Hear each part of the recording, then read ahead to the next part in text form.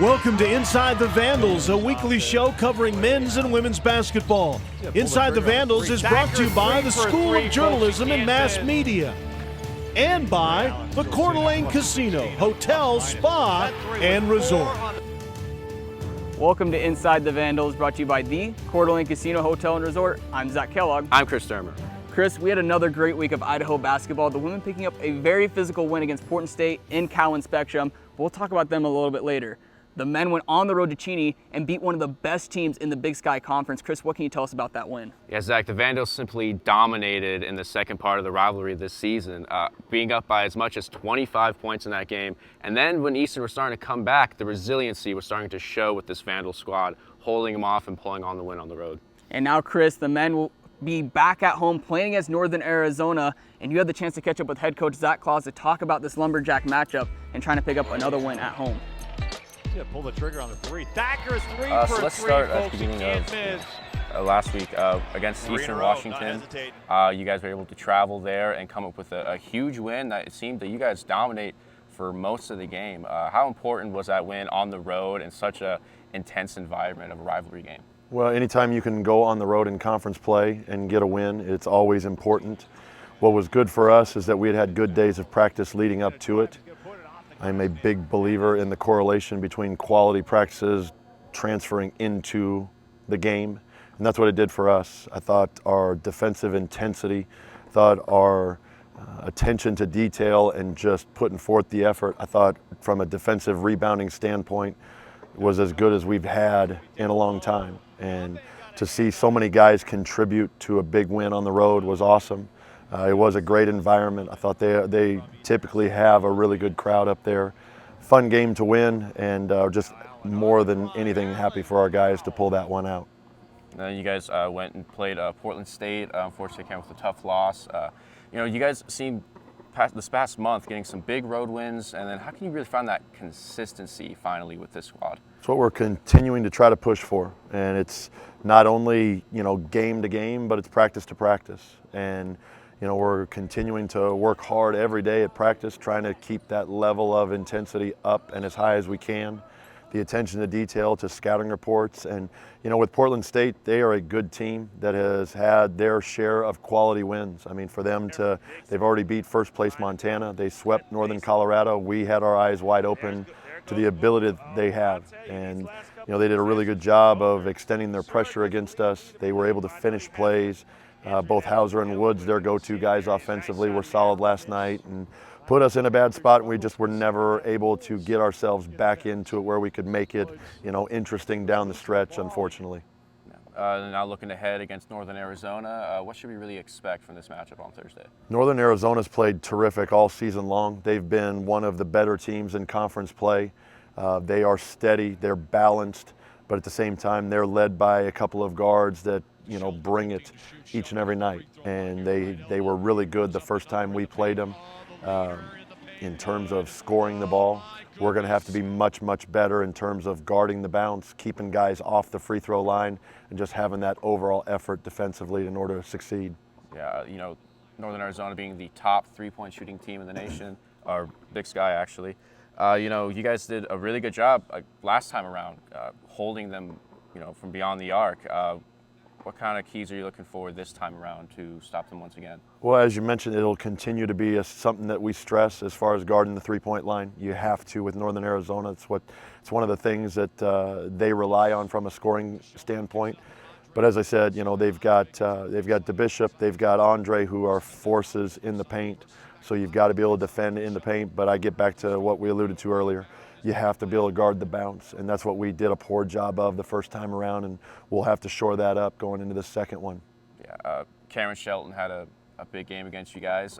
What did you see what really worked for him? What are you trying to stop for him this time around to not have a good performance? Really? Shelton is a dynamic scorer. He can do it from all three levels. He is the one that made us look a little bit ugly. He lived at the free throw line, especially in the second half. And that's a credit to him. He was able to get into the teeth of the defense. He was able to draw contact and finish plays at the free throw line. So, again, it'll be a matter of keeping him in front, making him score over a contested hand, and we're going to have to do that for a full game and get him also contained in transition as well. Trayvon Allen has really stepped up to a whole another level that we maybe didn't think was necessary with him.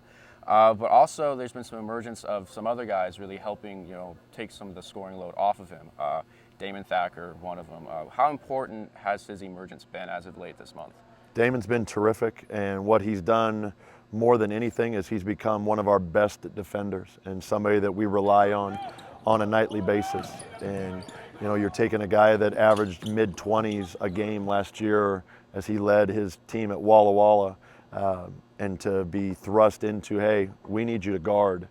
We just were talking about a little while ago that I'm sure Coach Rhineland doesn't appreciate the fact that, I know that he didn't defend this way a year ago, but he's got it in it. He's physically capable of it. He's mentally tough enough to handle that job, and we're going to continue to ask him to do that. Awesome. Well, I think that's all the time we have for you today, Coach. Thanks for joining us. Thanks for having me. We'll be back with more Inside the Vandals. For centuries, we, the Coeur d'Alene tribe, have honored our resources as good stewards and our region as good neighbors. We've built a world-class casino resort hotel that supports hundreds of jobs, funds health care and other services, and has generated more than $33 million for education. Because we've been an integral part of this land for generations, and we will be for generations to come.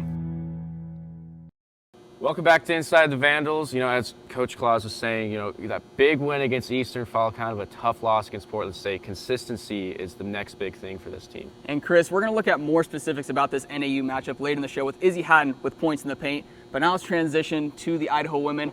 After the big win on the road in the doubleheader against Eastern Washington, a tough physical matchup was played here in Cowan Spectrum, with Izzy Haddon having 2 clutch blocks at the late end of that game, and the Vandals able to seal a win, really fighting all the way down until the very last minute. Yeah, Zach, and you were able to sit down with Coach Newley earlier this week to talk about tonight's matchup and that big win against Portland State. Now joined by women's basketball head coach John Newley. Coach Newley, thank you for joining us. Good to be here. All right, first I want to recap the last couple games you guys have played. First up, Eastern Washington. Really, it seems like you guys are really starting to click. With those 3 threes at the end of the first going into the second quarter, you guys just kind of were able to change the momentum of the game. Is this team just really starting to gain a lot of confidence in their offensive game as we're kind of hitting the tail end of the season? I think so. The longer you go, the more familiar they are with each other. And I thought in the Eastern game, we really did a great job of moving the basketball, being selfless, and getting the ball to the right people. And when those guys got it, they took advantage of it. And on Monday against Portland State, it's always really physical when you guys meet up.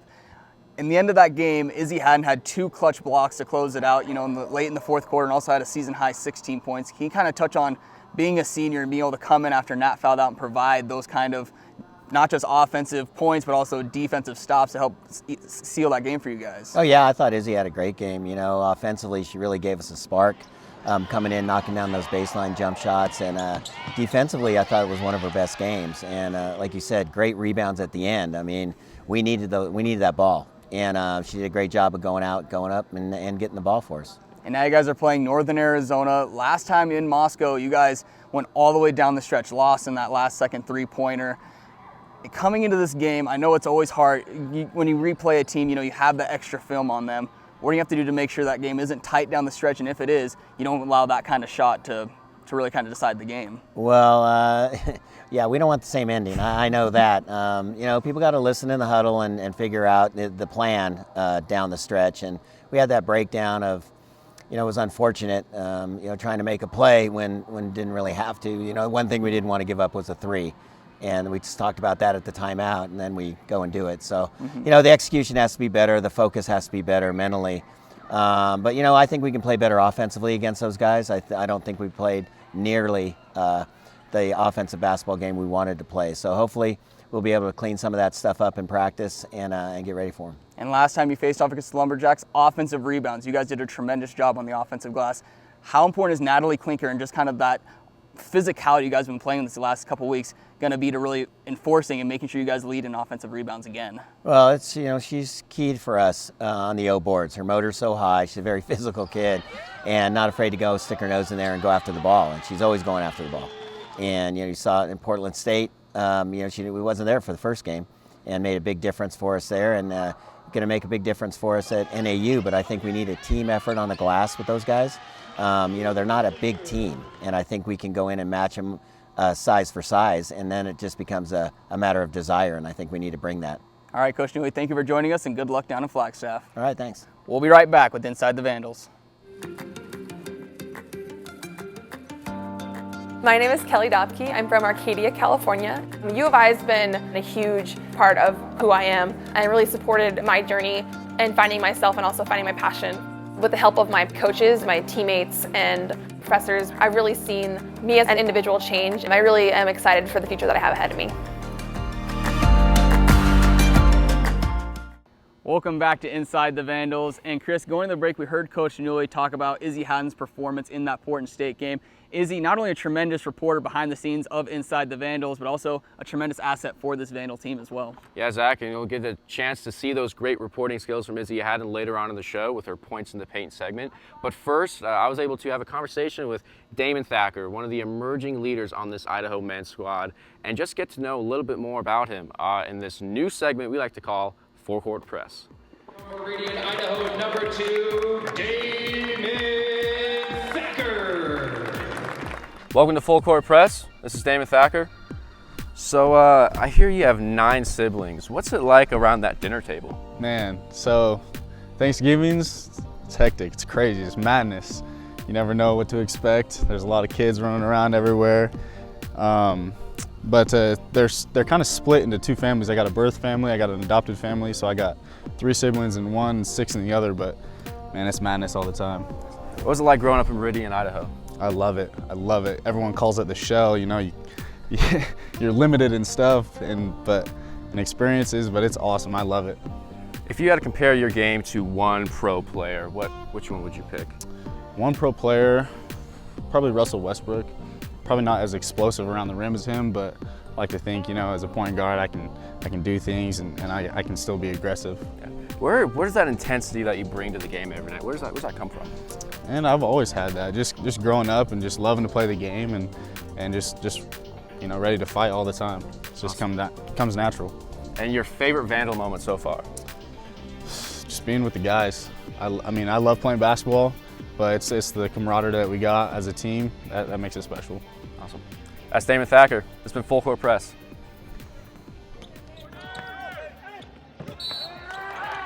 Chris, great to hear from Damon Thacker in this new segment. But now, Izzy Haddon joins us for Points in the Paint.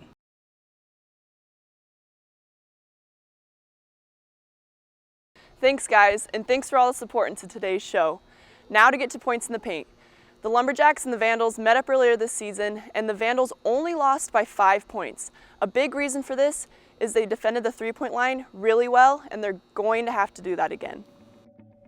Last game, Idaho forced Northern Arizona, a team who leads the conference in three-point percentage, to shoot only 25% from behind the arc.